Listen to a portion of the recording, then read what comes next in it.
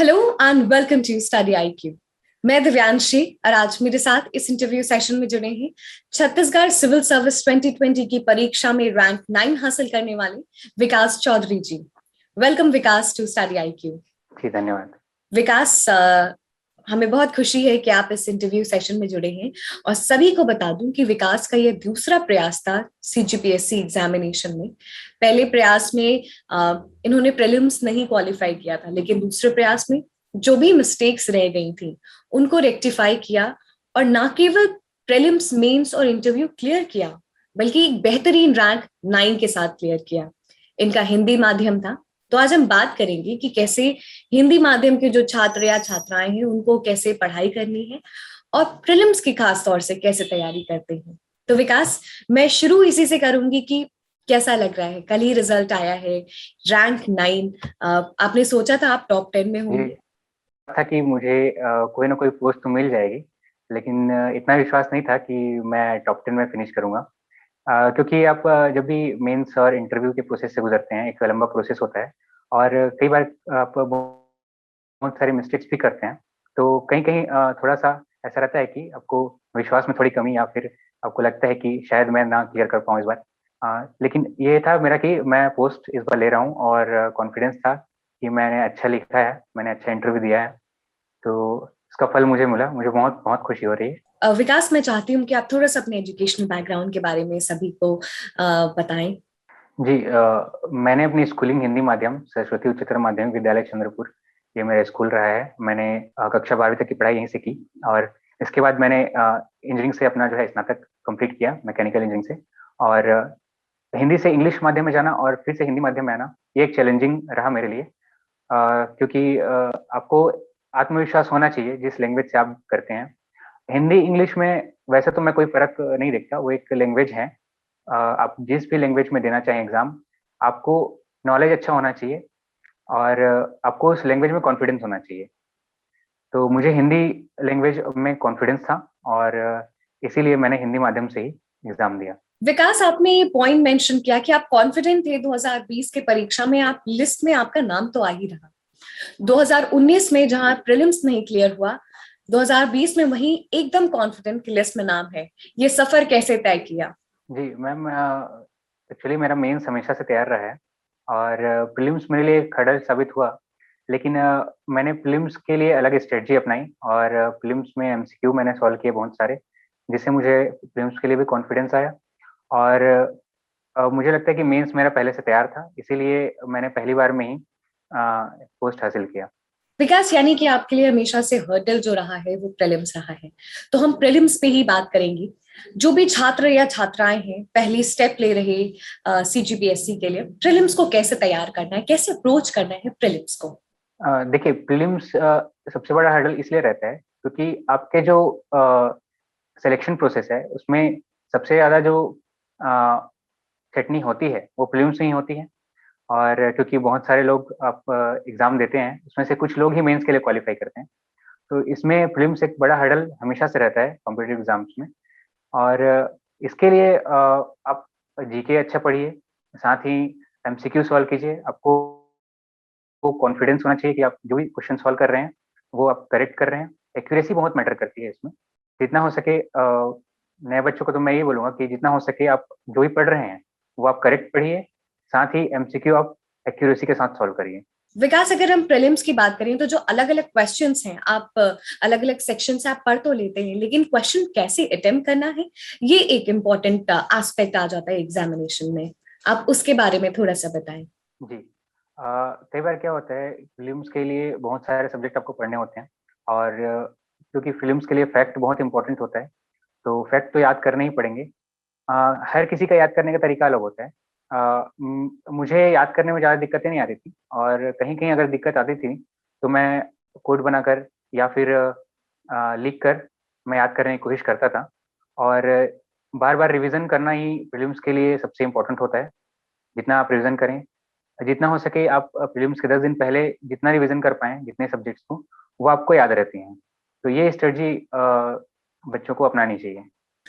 Prelims के लिए जो अलग अलग सेक्शंस हैं, चाहे वो पॉलिटी हो गया, करंट अफेयर्स का हो गया, वेरियस अदर सेक्शंस, जब हम एग्जामिनेशन में जाते हैं तो एप्लीकेशंस बहुत जरूरी होते हैं, आपको आने चाहिए जो भी आपने पढ़ा है। इस चीज को अक्यूमुलेट करके एग्जामिनेशन में to the best of your capacity कैसे कैसे क्वेश्चंस अटेम्प्ट करने हैं? देखिए, प्रीलिम्स में आप जब जाते हैं, उसके पहले आप जब क्वेश्चन सॉल्व करते हैं, एमसीक्यू सॉल्व करते हैं, वहीं पे आपका टेस्ट होता है कि आपको कितनी चीजें याद हैं, कहाँ आप मिस्टेक कर रहे हैं, या कौन सा पोर्शन आपको याद नहीं आ रहा है। आप प्रीलिम्स के एग्जाम में मिस्टेक करने से पहले आप हो सके तो आप एमसीक्यू सॉल्व करते समय मिस्टेक करिए, वहाँ अपने कमजोरियों को पहचानिए, और उसके बाद जब आप प्रीलिम्स के लिए जाएं तो आपको कॉन्फिडेंस हो कि मैंने ये सब्जेक्ट जहाँ मेरा कमजोर था मैंने तैयार कर लिया है और मैं इसमें अच्छा कर पाऊंगा। कॉन्फिडेंस बहुत मैटर करता है, क्योंकि कई बार ऐसा होता है कि आपको बहुत सारे एमसीक्यू करेक्ट पता नहीं होते, कहीं आपका डबल माइंड भी चलता है कहीं, तो उसमें दो ऑप्शंस में से एक चूज करना, इसके लिए लॉजिक का भी इस्तेमाल करना पड़ता है, इसके लिए भी नॉलेज होना चाहिए, थोड़ा बहुत नॉलेज उसमें जरूरी रहता है। विकास, अगर हम एग्जामिनेशन की बात करें तो इसमें करंट अफेयर्स का एक बहुत इंपॉर्टेंट चंक रहता है। करंट अफेयर्स को कैसे कवर करना है? जी, करंट अफेयर्स के लिए आपका सबसे अच्छा माध्यम है न्यूज़पेपर। आप न्यूज़पेपर पढ़ने की आदत डालें, और उसमें से जो भी आपके एग्जाम से रिलेटेड न्यूज़ हैं उसको आपको पॉइंट आउट करना आना चाहिए, और इसके लिए हैबिट बनाना बहुत ज़रूरी है न्यूज़पेपर पढ़ने का। साथ ही प्रीवियस ईयर में जो करंट अफेयर आए हैं उनके अकॉर्डिंग ही आपको जो वर्तमान में चल रहे हैं करंट अफेयर्स उनको तैयार करना चाहिए। इसके लिए नोट्स बनाना भी बहुत अच्छा रहता है, ताकि आपको रिविजन के लिए टाइम मिले। विकास, जब हम अखबार पढ़ते हैं तो एग्जामिनेशन पॉइंट ऑफ व्यू से कैसे अखबार पढ़ना है और नोट्स बनाने हैं? जी, अखबार में क्या है, आपके सभी तरह के न्यूज़ आते हैं। आपको अपने सिलेबस के अकॉर्डिंग न्यूज़ को छाँटना होता है कि कौन सी न्यूज़ हमारे लिए इम्पोर्टेंट है, और उसमें से कौन सा पॉइंट इम्पोर्टेंट है। और ये एक दिन में डेवलप नहीं होता है, इसके लिए आपको कंटिन्यूअसली न्यूज़पेपर पढ़ने की आदत होनी चाहिए, और अपने जो प्रीवियस ईयर क्वेश्चन हैं उनको आपका ध्यान होना चाहिए। उसके बाद ही आप उसमें से न्यूज़ को आप छाँट सकते हैं। आपका हिंदी माध्यम रहा है, आपने न्यूज़पेपर कौन कौन सा रेफर किया था, प्रीलिम्स और मेंस दोनों के लिए ही? जी, सीजीपीएससी के लिए सबसे अच्छा न्यूज़पेपर मैंने दैनिक भास्कर रेफर किया था, और उसी को मैं पढ़ता हूँ, और मैंने कोई अन्य न्यूज़पेपर रेफर नहीं किया था।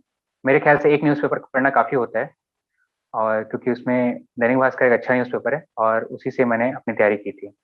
सीजीपीएससी में 50% वेटेज छत्तीसगढ़ करंट अफेयर्स और जीके का होता है, उसको कैसे कवर करना है?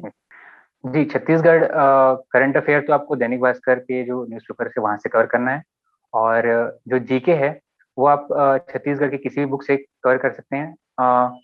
सारी बुक में एक समान जीके दिया हुआ है।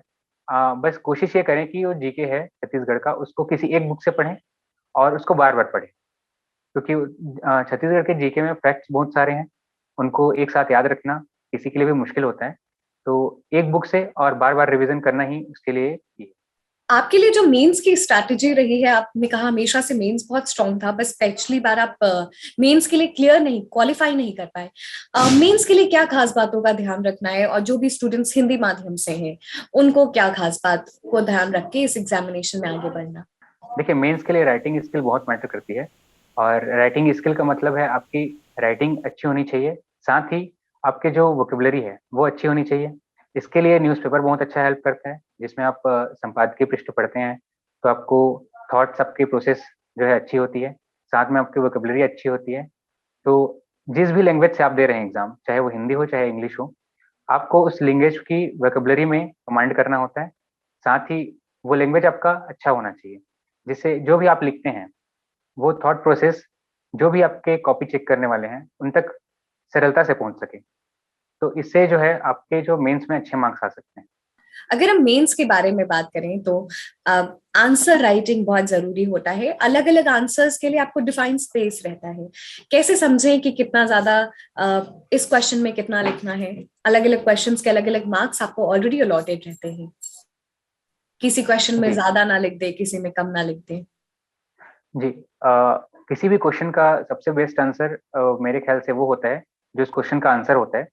अगर किसी क्वेश्चन में अगर 2 लाइन का आंसर डिमांड किया गया है तो उसमें 2 लाइन ही लिखें। किसी क्वेश्चन में अगर 4 लाइन का आंसर डिमांड किया गया तो 4 लाइन ही लिखें। आप अपने बेस्ट ऑफ नॉलेज में लिखें और क्वेश्चन के अकॉर्डिंग ही लिखें, क्वेश्चन के स्पेस से बाहर ना जाएं, क्योंकि इससे क्वेश्चन की जो आंसर की क्वालिटी है आपकी वो खराब होती है। जितना हो सके क्वालिटी आंसर लिखने की कोशिश करनी चाहिए। ये इसके लिए दो आप बोल सकते हैं कि दो मेथड हैं इसके। एक है कि आप क्वेश्चन प्रैक्टिस करें बार बार और प्रीवियस ईयर क्वेश्चन को सॉल्व करें और देखें कि आप टाइम मैनेज कर पा रहे हैं या नहीं। और इसके लिए भी मेंस के जो आंसर राइटिंग होते हैं या टेस्ट सीरीज होते हैं वो करनी चाहिए। विकास जी, मैं चाहती हूँ थोड़ा सा आप स्पेशल फोकस पेपर 6 पे डालें, जो सोशियोलॉजी, फिलोसफी और दर्शन छत्तीसगढ़ जीके का होता है। बहुत इंपॉर्टेंट है इस पेपर में स्कोर करना। जी, बहुत ही इम्पोर्टेंट है पेपर 6 में स्कोर करना, क्योंकि पेपर 6 में जो है बहुत अच्छा स्कोर किया जा सकता है, उसमें बहुत अच्छे मार्क्स मिलते हैं। इसके लिए ज़रूरी है कि आपके जो फिलॉसफी हैं और सोशियोलॉजी हैं, इससे कंसेप्ट क्लियर हों, क्योंकि ये दोनों ऐसे सब्जेक्ट्स हैं जिसमें कंसेप्ट क्लियर होना बहुत ज़रूरी है। इसमें फैक्ट बहुत कम मैटर करते हैं, आपके कंसेप्ट बहुत अच्छे मैटर करते हैं। छत्तीसगढ़ का जो आर्ट एंड कल्चर है, इसमें फैक्ट भी अच्छे होने चाहिए, साथ ही आपका कंसेप्ट अच्छा होना चाहिए छत्तीसगढ़ के बारे में और उसके कल्चर के बारे में। तो मेरे ख्याल से पेपर 6 बहुत ही अच्छा स्कोरिंग पेपर है और जिन बच्चों के कॉन्सेप्ट क्लियर हैं उनको अच्छे मार्क्स इसमें मिल सकते हैं। विकास जी, जब हम पेपर 6 में आंसर लिखने की बात करते हैं तो किन खास बातों का ध्यान रखना है, क्योंकि ये सोशियोलॉजी और फिलोसफी जैसे सब्जेक्ट है, इसमें परसेप्शन भी कई बार वेरी कर जाता है।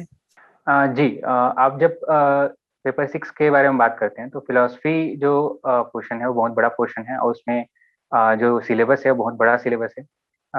ये कई बच्चों को दिक्कत होता है कि उसमें याद कैसे रखें और उसको समझें कैसे। कई बार कई कंसेप्ट हैं जो समझ में भी नहीं आते हैं।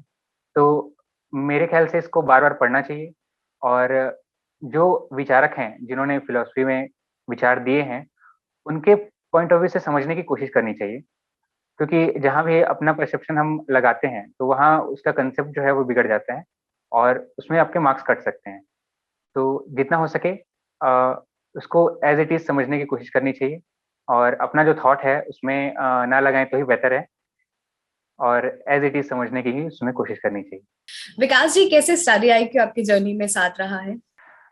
जी मैम, मैंने करंट अफेयर्स के लिए खासकर जो इंडिया पोर्शन है इसके लिए मैंने स्टडी IQ के वीडियोस देखे हैं यूट्यूब में और जो जो सब टॉपिक मुझे लगता था कि इम्पोर्टेंट है और उसके वीडियोस मैं यूट्यूब में देखता था और उनका जो है भरपूर इस्तेमाल भी किया है। मेंस और इंटरव्यू के लिए बहुत ज़रूरी होते हैं कि करंट अफेयर्स जो भी आपके भारत और विश्व के लेवल के हैं, तो उसके लिए आपको किसी भी सोर्स से, जो करंट अफेयर्स के सोर्स हैं उसमें आपको उसका ध्यान रखना पड़ता है। तो मैंने स्टडी IQ के भी वीडियो देखे हैं। विकास, हम सेशन के एंड में आ चुके हैं, कुछ फाइनल टिप्स आप सभी को देना चाहते हैं? जी, मेरा तो फाइनल टिप्स ये रहेगा, जो लोग भी तैयारी कर रहे हैं और कई लोग ऐसे हैं जो मेरे फ्रेंड्स भी हैं और तैयारी भी कर रहे हैं। मेरी जर्नी भी ऐसी रही है कि एक टाइम पे मुझे भी लगा था कि मैं ये हासिल नहीं कर पाऊंगा और आत्मविश्वास बनाए रखना बहुत ज़रूरी है। इसमें आपके जो परिवार हैं, आपके जो दोस्त हैं, ये सब आपका साथ देते हैं और एक समय ऐसा लगता है कि हम इसको छोड़ दें, ये थका देने वाला प्रोसेस है। आप चाहे यूपीएससी की बात करें, सीजीपीएससी की बात करें, इसमें समय लगता है। तो कहीं भी हार नहीं मानना चाहिए और अपने आप पे विश्वास बनाए रखना चाहिए।